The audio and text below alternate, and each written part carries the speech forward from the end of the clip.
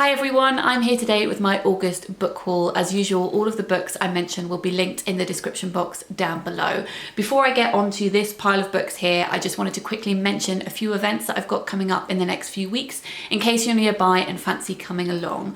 On Sunday, the 25th of August, I'm going to be in Edinburgh. I'll leave all event details which are on my website, linked in the description box down below. On Thursday, the 5th of September, I'm going to be in Stockholm in Sweden doing an event for grown-ups. On Saturday, the 7th of September, I'm going to be in Uppsala in Sweden doing 3 events, 1 for kids, 2 for grown-ups. Then on Thursday, the 26th of September, I'm going to be in Nottingham doing an event for grown-ups in the evening. So if you would like to come along to any of those, it would be lovely to see you there. I'll also be doing more events for Franklin and Luna and the Book of Fairy Tales, so specifically for kids in the coming months too, but I'll talk about those another time. On to the books. Firstly, I bought this book here, which is The Binding by Bridget Collins. This did the rounds a while ago, I want to say last year, because it had a beautiful proof that was being sent around to everybody. I wasn't sent the proof, and I was thinking about requesting one, but I wasn't sure about it. But let me show you what this looks like under the dust jacket. I mean.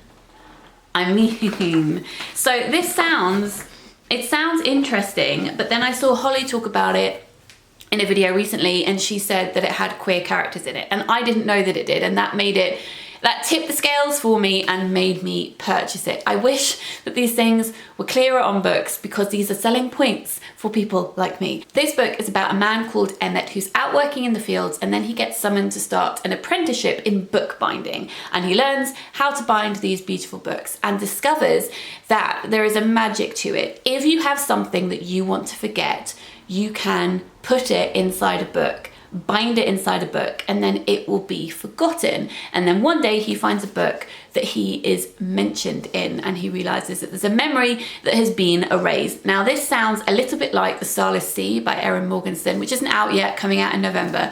And in that, it is about a person who goes to a library who finds themselves written about in a book, and they're not sure how that's happened. So I might read them side by side and compare the two, but yeah, I decided to pick it up in the end. Next, I was sent this book for review, which is The Sea Cloak and Other Stories by Nehru's Quamut, and it's been translated from the Arabic by, let me see the press release, by Perween Richards. And this is a collection of short stories inspired by her time growing up in a Syrian refugee camp, and then her life living in Gaza today. And I think that this sounds really, really fascinating. I was then approached by Dialogue Books about this book here, which is The Art of the Body by Alex Allison. Dialogue Books are a fairly new imprint. They've been around just over a year, and they're publishing work by BAME authors, working class authors, queer authors, disabled authors, and authors with disfigurements as well. They're also publishing work about those topics from outside of those communities. I have asked if they are publishing any own voices, disabled authors or authors with disfigurements, and they haven't got back to me. I also asked them that a year ago and they didn't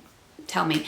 But anyway, this is by Alex Allison, who I believe this is not own voices work on disability, but Alex has worked as a carer for a long time, and he does a lot of work surrounding disability rights as well. So this is a book about 2 characters, Janet and Sean. Yes, Janet and Sean.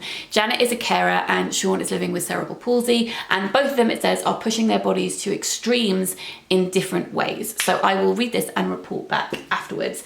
I don't accept unsolicited books in the post, but sometimes publishers send them to me, and I don't always keep them, but this one I really like the sound of and decided to keep it, especially because it sounds really creepy, and we're getting almost to that time of year when sometimes you crave a bit of a creepy book, and everyone, or at least everyone it seemed to rave about Andrew Michael Hurley's last book, which was The Loney, which I didn't read, but it won all of the awards. And this is his latest. This is Starve Acre, and this is about a couple whose child dies, Ewan, when he's 5, and his mother is convinced that the child is still there. So she goes to speak to an occultist. It's a group of occultists, and his dad is distancing himself from that and is digging at the base of an ancient oak. So I think there's going to be folklore in here, as well as creepiness and just general weirdness, which I'm a fan of. Speaking of which, I decided to purchase this short story collection here, which is called Toddler Hunting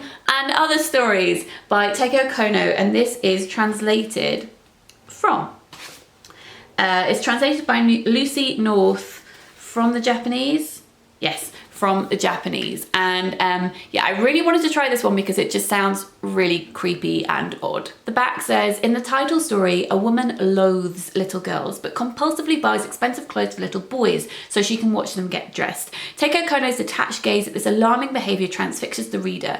What are we hunting for and why? She writes with a strange beauty. Her tales are pinpricked with disquieting scenes. Her characters are all driven by nameless desires, especially in the context of their intimate relationships. It says that she is hailed as one of the most significant feminist writers of post-war Japan, and I've never read any of her stuff. So there is that. And then I also bought this book here, which is published by Tilted Axis Press, who are a press that I really love. I also picked these up because it's Women in Translation Month this month, and I've been reading quite a lot of work in translation, and I kind of got the bug and decided to pick up a few more titles. So this is I'll Go On by Hwang Young-eun, and it's translated from the Korean by Emily Ye-won, and it's about a woman called Sora. Sora, who discovers that her younger sister is pregnant. Even though they lived together, she didn't realize that she had a lover. Their father died in an accident when they were young, and their mother has been completely taken over by grief. And I read the beginning of this book and it just sounded really beautiful. The beginning is, my name is Sora. The Ra in Sora means water parsley. And in Hanja, it's written like this. They meant to use the character for fruit, but my grandfather bungled the listing on the family register, and the fruit became a herb. I think that sounds really great. I was then gifted this book here, which is The Household Tales of the Grimms. This is a book from 1882, and it's a translation of the Grimms from a female translator, which is very rare. So this is Lucy Crane, and then her brother Walter Crane illustrated it, and it's falling apart a little bit, but let me show you one of the illustrations here. So it's really cool to have a different translation to some of the translations I have that were translated later by men, and then the translation of the original tales by Jack Zipes. So this is going to sit somewhere in the middle, and I'm really interested to see how Lucy changed it given that she is a woman translating these tales. It says it's from 1882, and this was a gift from my editor at Thames and Hudson, Roger, who wanted to give me this because we're going to be working on some other things together in the future, and that was his way of saying he was excited about working together on stuff, which was lovely. I then have 3 issues of poetry, which I subscribed to earlier this year and then forgot to include these in a haul, so I'm including all 3 of the most recent ones here.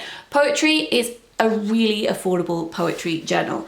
It is £3 an issue, so I subscribed to a year subscription, which I think is 11 issues, and it was $47. So that's £3 an issue with free shipping, and I got a free tote bag. I don't really understand, but I'm very happy and pleased that poetry can be this affordable, both poetry, the journal, and poetry itself. So if you're after a poetry journal, then I recommend this one. I also really recommend the Rialto, which I always recommend, and I wanted to mention them again today because they recently had their funding. They lost their funding because so much arts funding has been cut, and every subscription really matters to them at the moment.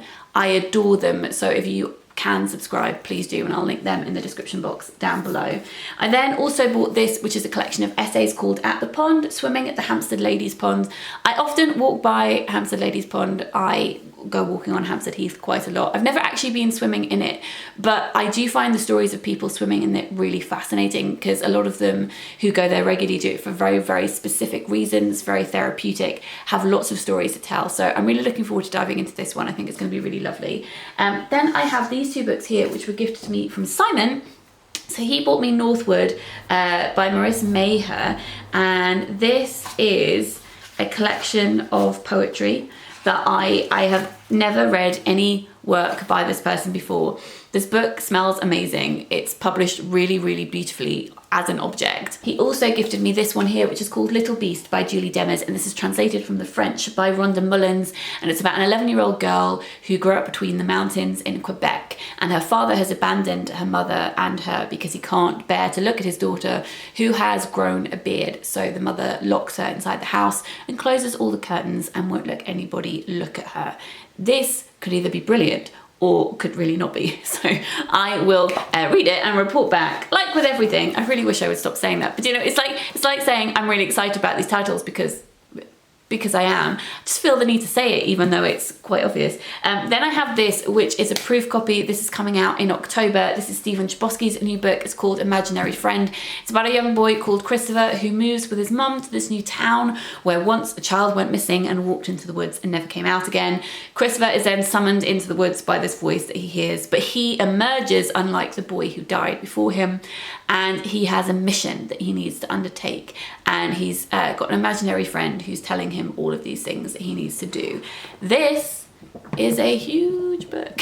I've heard people comparing it to Stephen King, and I did enjoy The Perks of Being a Wallflower when I read it all those years ago when I was a teenager. So I'm really interested to see how he's attacking this new style of writing. And then finally, I have this book, which is one of my most anticipated releases of this year. It's Speaking of Summer by Kalisha Buchanan. This is about a woman whose sister goes missing.